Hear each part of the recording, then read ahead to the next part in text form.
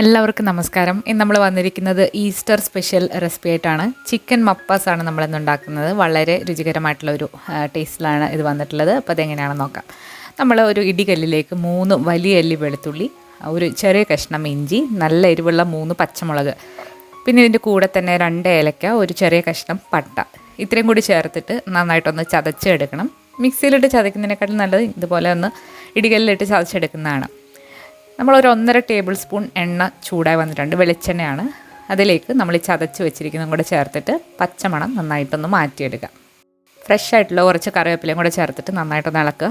ഇനി നമ്മളിതിൽ സവാളയ്ക്ക് പകരം ചേർക്കുന്നത് ചെറിയ ഉള്ളിയാണ്. 1 കപ്പ് ചെറിയ ഉള്ളി ചേർക്കുന്നുണ്ട്. ചെറിയ ഉള്ളി ചേർക്കുമ്പം ചിക്കൻ മപ്പാസിന് ഒരു പ്രത്യേക ടേസ്റ്റാണ്. നിങ്ങൾ സവാളയാണ് എടുക്കുന്നതെന്നുണ്ടെങ്കിൽ 2 മീഡിയം സൈസിലുള്ള സവാള എടുത്താൽ മതി. നമ്മൾ 1/2 കിലോ ചിക്കന് വേണ്ടിയിട്ടാണ് ഈ അളവ് കാണിക്കുന്നത്. ഉള്ളി കൂടെ ചേർത്തിട്ട് നന്നായിട്ടൊന്ന് വഴറ്റിയെടുക്കണം. പെട്ടെന്ന് വഴണ്ട് വരാൻ വേണ്ടിയിട്ട് ഇതിലേക്ക് കുറച്ച് ഉപ്പും കൂടെ ചേർത്ത് കൊടുക്കുന്നുണ്ട്. ഉള്ളി നന്നായിട്ടൊന്ന് വഴറ്റിയെടുക്കുക. ഒന്ന് വഴണ്ട് വന്നു കഴിഞ്ഞാൽ നമ്മളിതിലേക്ക് ഒരു 1/4 ടീസ്പൂൺ മഞ്ഞൾപ്പൊടി, 1.5 ടേബിൾ സ്പൂൺ മല്ലിപ്പൊടി, നമ്മളിതിൽ മുളക് പൊടി ചേർക്കില്ല.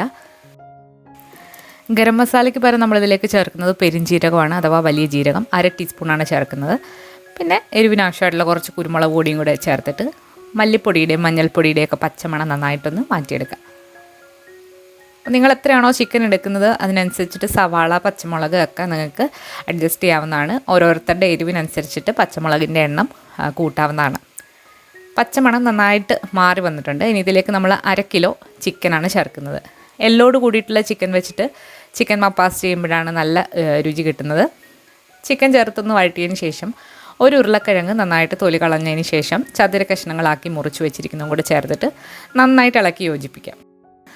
ചിക്കനും ഉരുളക്കിഴങ്ങും കൂടി നന്നായിട്ടൊന്ന് മിക്സാക്കി എടുക്കുക. ഉപ്പൊക്കെ കുറച്ചുകൂടെ ചേർത്തിട്ട് നന്നായിട്ടൊന്ന് ഇളക്കുക. ഇനി ഇതിലേക്ക് നമ്മളൊരു 1/2 ടേബിൾ സ്പൂൺ നാരങ്ങ നീര് ചേർക്കുന്നുണ്ട്. ചിക്കൻ നല്ല സോഫ്റ്റായിട്ട് കിട്ടാൻ വേണ്ടിയിട്ടാണ് നാരങ്ങ നീര് ചേർക്കുന്നത്. നന്നായിട്ട് ഇളക്കി കൊടുക്കുക. ഇനി നമ്മളിത് കുറച്ച് നേരം ഒന്ന് അടച്ചു വെച്ച് വേവിച്ചിട്ടാണ് ഇതിലേക്ക് തേങ്ങാപ്പാൽ ചേർക്കാൻ പോകുന്നത്. മീഡിയം ഫ്ലെയിമിലിട്ട് ചിക്കൻ ഒന്ന് അടച്ചു വെച്ച് കുറച്ച് നേരം കഴിയുമ്പോൾ നമുക്കൊന്നുകൂടെ ഒന്ന് ഇളക്കി കൊടുക്കാം.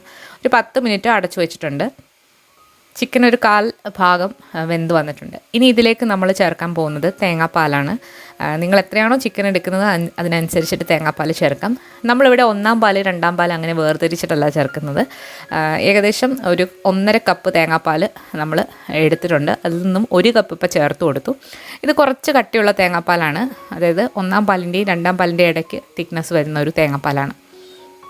തേങ്ങാപ്പാലും കൂടെ ഒഴിച്ച് കൊടുത്തതിന് ശേഷം നമുക്ക് ആവശ്യത്തിനുള്ള ഉപ്പും കൂടി ഇട്ടിട്ട് ഇത് അടച്ചു വെച്ച് വേവിക്കാം.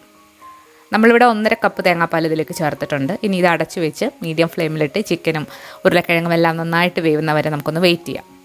ഇപ്പോൾ ചിക്കനൊക്കെ നന്നായിട്ട് വെന്ത് തിളയൊക്കെ വന്നിട്ടുണ്ട്. ഇനി ഇതിലേക്ക് നമ്മൾ ഒരു തക്കാളി വട്ടത്തിലരിഞ്ഞത് ഒന്ന് നിരത്തി കൊടുക്കുക. തക്കാളി നമ്മൾ വഴറ്റുമ്പോഴല്ല ചേർക്കുന്നത്, ഇതുപോലെയാണ് ചേർക്കുന്നത്. തക്കാളി ഇട്ട് കൊടുത്തതിന് ശേഷം ഒരുപാടിട്ട് ഇളക്കരുത്. ഇനി ഇത് അടച്ചു വെച്ചൊരു മീഡിയം ഫ്ലെയിമിലൊരു 10 മിനിറ്റ് കൂടെ ഒന്ന് നമുക്കിത് കുക്ക് ചെയ്തിട്ട് എടുക്കാം. ഇതിലേക്ക് നമ്മൾ കട്ടിയുള്ള തേങ്ങാപ്പാൽ അവസാനം ചേർക്കുന്നില്ല. നിങ്ങൾക്ക് വേണമെന്നുണ്ടെങ്കിൽ ചേർക്കാവുന്നതാണ്. നമ്മുടെ ചിക്കൻ മപ്പാസ് ഇവിടെ റെഡി ആയിട്ടുണ്ട്. ഇതിലേക്ക് കടുക് താളിച്ച് ഒഴിച്ചില്ലെങ്കിലും കുഴപ്പമൊന്നുമില്ല. അപ്പോൾ അപ്പത്തിൻ്റെ കൂടെയും ഇടിയപ്പത്തിൻ്റെ കൂടെയൊക്കെ നല്ലൊരു കോമ്പിനേഷനാണ് ഈ ചിക്കൻ മപ്പാസ്.